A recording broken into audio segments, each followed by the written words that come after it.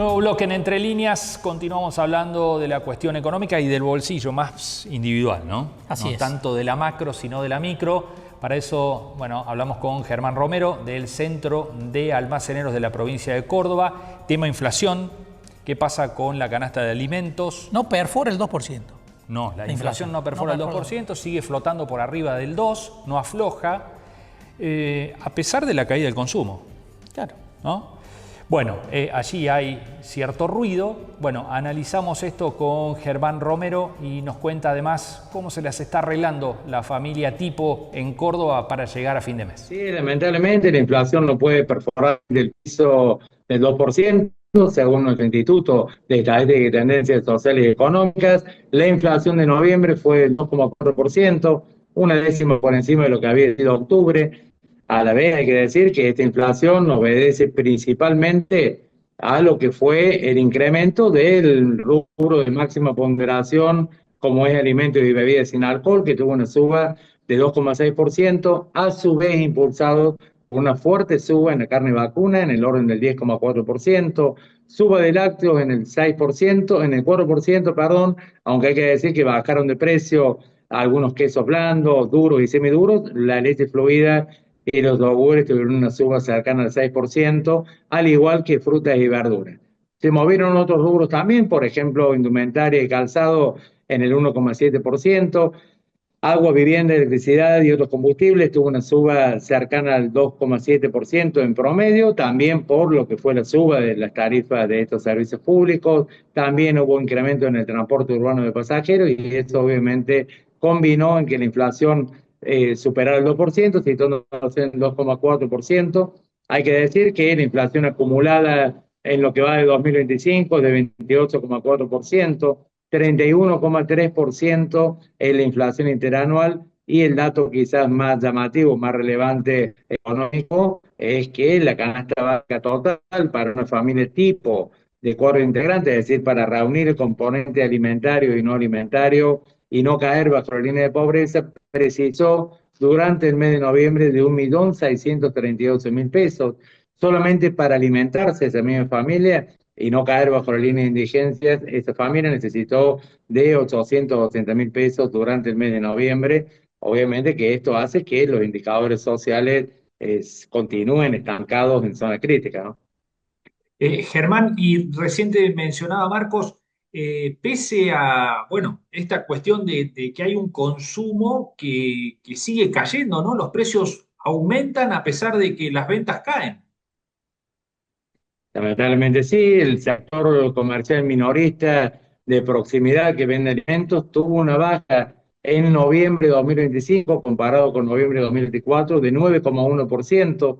Cuando evaluamos el periodo enero-noviembre de 2025 con versus igual periodo de 2024, la profundidad de esta caída es del 22,1%, es decir, obviamente que esto está ligado directamente al poder adquisitivo de las familias que han sufrido en el último año, a pesar de que la inflación, a ver, comparado con los primeros meses de 2024, y no puede decir que la inflación es baja, continúa siendo alta, más del 2%, para un país en recesión, donde los salarios se incrementan casi a la mitad de lo que aumenta la inflación, y eso sigue socavando el poder adquisitivo de las familias. De hecho, lo vemos en los indicadores sociales que medimos a través de 2.500 encuestas en todo el territorio provincial. Obviamente que Córdoba no es la excepción, se replica en lo que es el país, pero donde hay problemáticas graves como que el 58% de las familias no alcanza de manera satisfactoria la canasta alimentaria, donde el 52% debió suprimir alguna de las ingestas diarias, un 19% de las familias tuvo que hacer algo que hubiera preferido no hacer, por ejemplo, pedir alimentos, pedir comida a vecinos, a comercios cercanos y demás, ¿no? No, bueno, esa es una dinámica complicada, ¿no? Porque a pesar de que ha caído el índice de inflación, los sueldos, los ingresos van muy por detrás de ese 2%, 2,5%, ¿no? Con lo cual hay familias que se van incorporando todos los meses a ese universo de familias que no llegan a fin de mes, ¿no? Bueno, lamentablemente digo, hoy hay que ver la realidad más allá de la línea. Digo, acá recién hablamos de la línea de pobreza, la va a publicar el INDEC el día 12 o el 14, si no me equivoco, pero más allá de la línea, la realidad es distinta.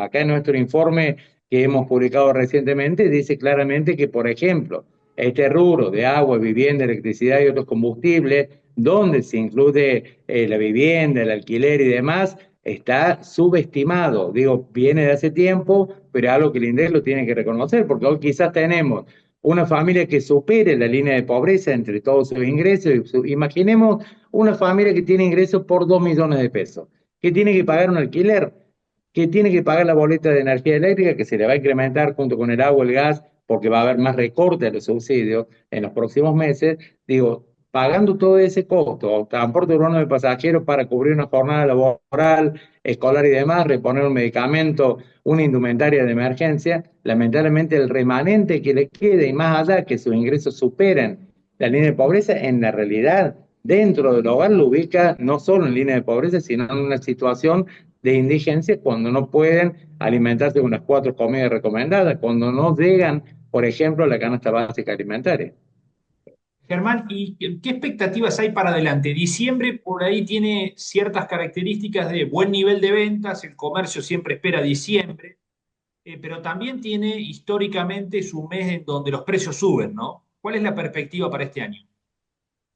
Bueno, nosotros entendemos que diciembre la inflación se va a comportar de manera muy similar a lo que fue noviembre, lo que fue octubre. La carne seguramente va a tener un salto en precio como ocurre siempre en diciembre. Obviamente que las expectativas están situadas en diciembre, que en el resultado final nos va a arrojar que diciembre, comparado con noviembre, las ventas, a ver, indudablemente van a crecer porque está el aguinaldo, porque está en la fiesta de fin de año.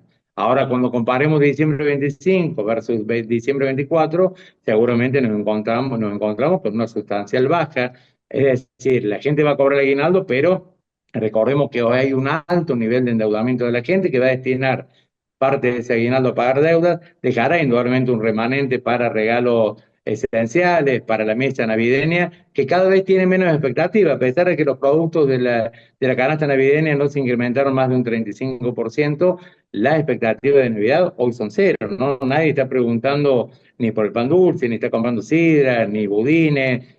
Hay muy poca expectativa en la familia porque tiene otras urgencias que atender. Seguramente la semana la última, cerca de la fiesta, veremos un poco de movimiento, las expectativas mejoran, después viene enero, un mes recesivo tradicionalmente, y veremos cómo compensa. Lo cierto es que el comercio, hablamos de la familia recién, pero el comercio está viviendo horas asiagas por la caída de las ventas, por el incremento de sus costos fijos. Indudablemente este es un componente que vuelve inviable la actividad. Digo, todavía no hemos visto cierres masivos de comercio, y de no mediar alguna mejora que no lo vemos de nuestra institución a corto plazo, lamentablemente sí comenzaremos a ver comercios, porque nuestra institución también, ustedes saben que llevamos la contabilidad, es decir, le quedamos impuestos, IVA, ganancias, monotributo de los comercios, y hemos analizado en muchos casos que realmente están en quebranto y se va a volver inviable su actividad en los próximos meses.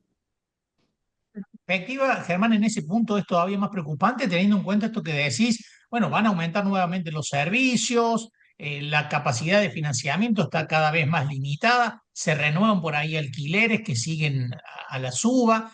Esta perspectiva de sostenibilidad en muchos comercios es todavía más compleja. Lamentablemente es así, Marco, Gonzalo, no tengan ninguna duda, o sea, se vuelve más inviable la actividad comercial, porque también para la familia se hace un cuello de botella en cuanto a las deudas. Es decir, si el poder adquisitivo no se recupera, efectivamente la comercialización cae, como es lo que está ocurriendo, y por ende se va a ir agravando este proceso, la actividad comercial en general. Lo único que tenemos para resaltar de bueno en el último tiempo es el proyecto del presupuesto 2026 del gobierno provincial, que atiende en algún punto el reclamo que viene hace tiempo venimos haciendo conjuntamente con Fedecon y demás. Hay una rebaja de la alícuota del 3,5 al 2,5%, se incrementaron el piso para pagar lo mínimo hasta 88 millones, es decir, quizás el sector más favorecido sea el que representa nuestra institución, digo, pero todo lo demás y las medidas de la política del gobierno nacional atentan contra la actividad comercial, ciertamente. Germán, ¿qué viene adentro de los almacenes con respecto a los clientes? ¿Cuál es la realidad que se vive ahí en el día a día? Bueno, a ver, la gente compra, Gonzalo, lo que puede con lo que tiene en el día. Por eso cuando decimos 58% de las familias no alcanza satisfactoriamente la canasta alimentaria, hablamos de eso, de que las familias ya no pueden elegir y comprar al mejor mínimo, pero una dieta equilibrada, un poco de carne, un poco de leche, compra lo que puede y este es lo que puede, se compra obviamente los productos más económicos, como fideos, como arroz, que son hidratos de carbono, seguramente llenan, pero no alimentan. Esta es la situación de los clientes que van. Por el otro lado, hay que decir que hay un indicador comercial social que es que el 89,2% de las familias están financiando alimentos. Quizás una pequeña minoría lo hace por alguna conveniencia, porque le conviene comprar en cuota, alguna promoción, pero la gran mayoría lo hace obligado por las circunstancias. 41% lo hace con tarjeta de crédito, que están al rojo vivo, y el resto lo hace al fiado, un 38%. Digo, el fiado es un componente que hasta hace tiempo era simpático, pensar en la libreta,